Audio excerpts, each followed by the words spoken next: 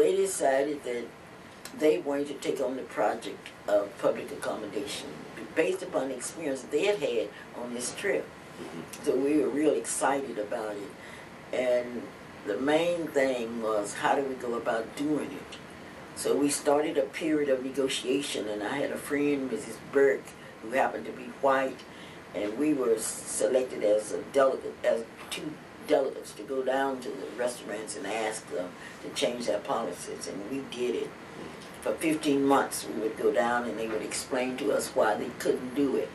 And they had a case, he said if they would open their doors, they would lose their white clients. So after 15 months, the group met at my house on a hot August day. And on that day, my daughter Merlin said, I tell you what, let's go down to Cat's drugstore and take us a seat, because people really don't see us. And that was one problem that we had. You see, I believe that white Oklahomans had never seen us. They had never thought about us.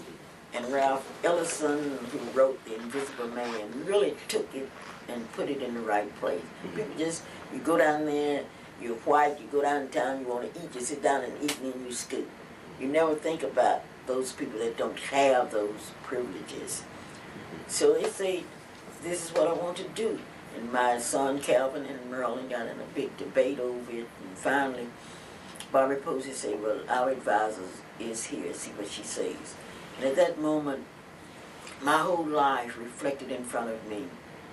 I saw my dad, who had died in a veterans hospital in 1957, who had dreamed of someday his children would be able to enjoy these things. And I thought about him, and I said, do y'all really want to do it? He said, yes.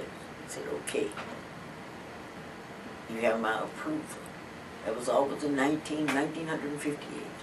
And we went to Cat's drugstore. After I called three of my friends, Mrs.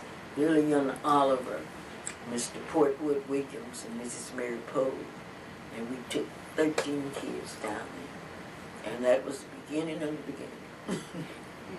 We had gone down to Cat's drugstore, which was a very versatile drugstore. You could buy shoes, and you could get your prescriptions filled, you could buy anything. And then they had a little counter there, but you couldn't eat. And what kind of sense does this make? So I felt, when I walked in Cat's drugstore, that I had as much right in that store as any other person. But